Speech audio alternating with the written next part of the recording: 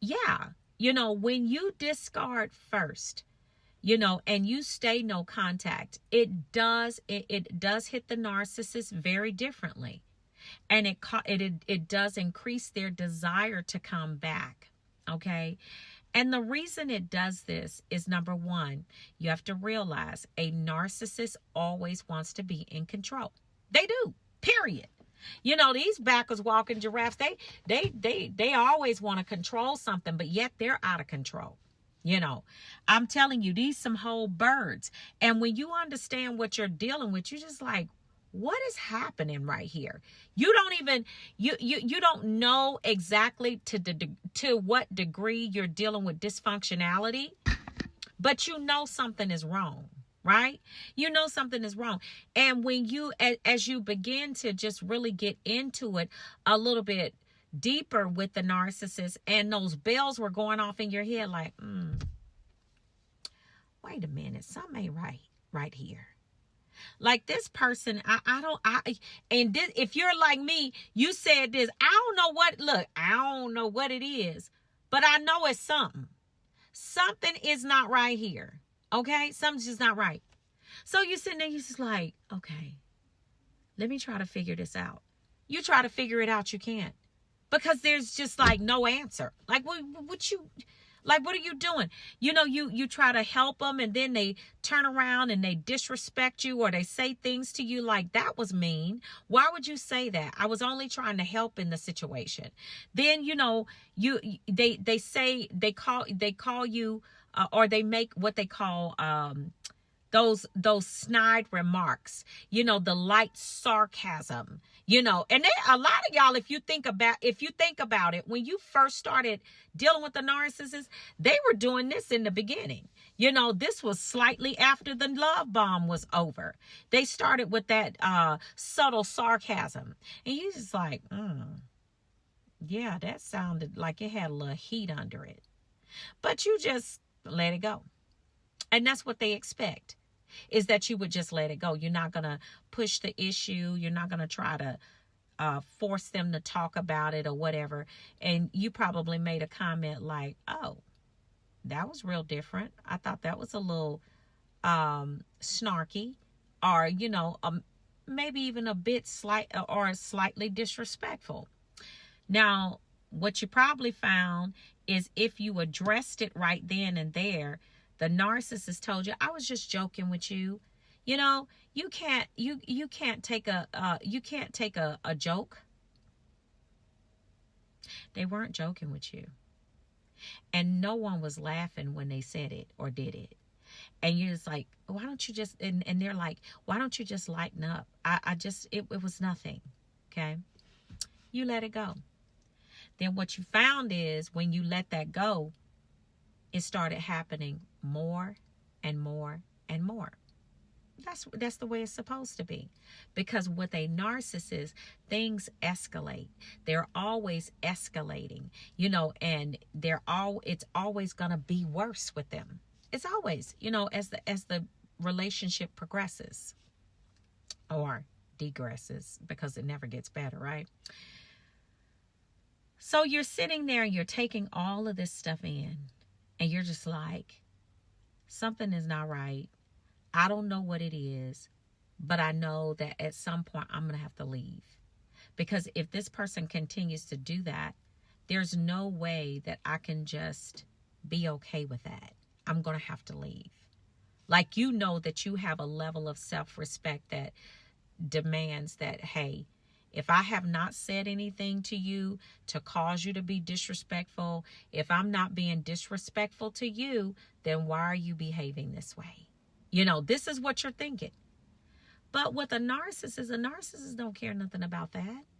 They don't even expect or suspect that you're watching what they're saying, fam. Yeah, they're not suspecting that you're watching, family.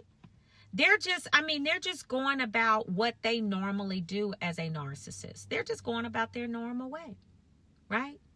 So you don't say anything. You just kind of like, okay, I'm going to let you go on and do that. I'm going to give you that little bit right then, right there. Then you find out, okay, Now, not only are they now being sarcastic and, maybe in that sarcasm, they called you out of your name, said something crazy to you. And you're like, well, when did we get into the name calling? I didn't call you a name. Well, yeah, when you say whatever they referred to you as, you probably said to them, to me, that's a little disrespectful, and I would consider that name calling. Okay, so now you've put them on the defense. Okay, so now that they've been put on the defense, now they're looking around like, okay, they're looking for any reason to try to shut you down, disrespect you, or whatever. Okay, so now you're fully engaged in what we call an emotional manipulative war with the narcissist. Not that you're trying to manipulate them, but they're trying to manipulate you and regain control of the situation, because now you brought some things to their attention and they don't like being told a thing. They don't want you to tell them anything. All right, so you're just like, okay, there's some things that I've had to address, and this is beginning to be a problem. So, I don't know where this is going, but I'm gonna have to do what I need to do at any given moment, because this is not okay.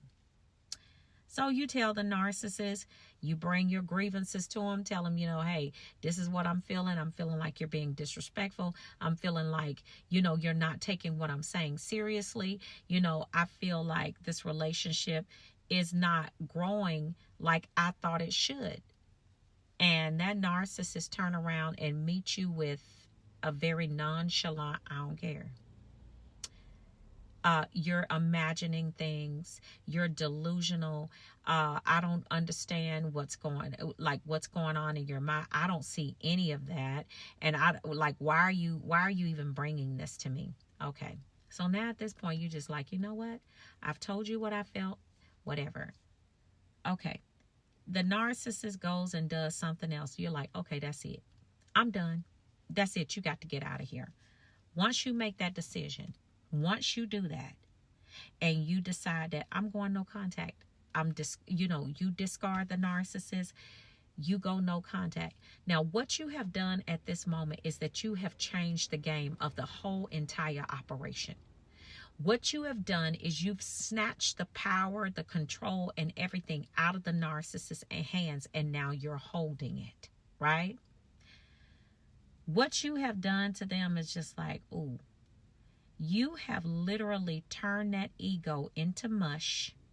And now what's happening with the narcissist is that ego is constantly telling them how inadequate they are, how stupid they were, what they said, what they did to cause this to happen.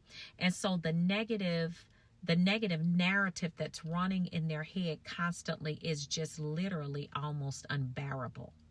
Because not only do they have the negative narrative running in their heads, they don't have you to counter that. Baby, when I tell you this is a game changer for you, yeah, that's going to put a real deep desire in them to come back.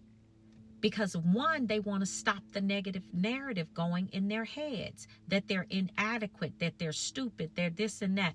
All of that is coming from their unresolved trauma. It doesn't have anything to do with you. Okay? But nonetheless, it's still happening. Number two, they want the ability to do it to you, not for you to do it to them. Because they understand that the only way that they're going to really be able to do you in is they got to pull you back in.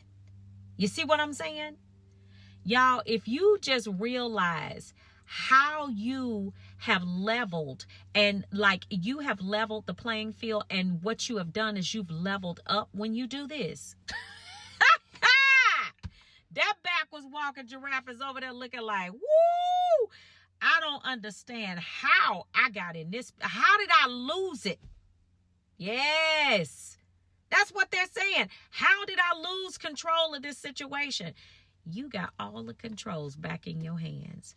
Because you know what? You sat there and you watched them. And you saw that the patterns were just happening over and over. And what you did was you did what they wanted to do to you. Of course, that's going to increase their desire to want to come back to you. Because basically, you took the controls out of their hands. You snatched the power grid. and said, no,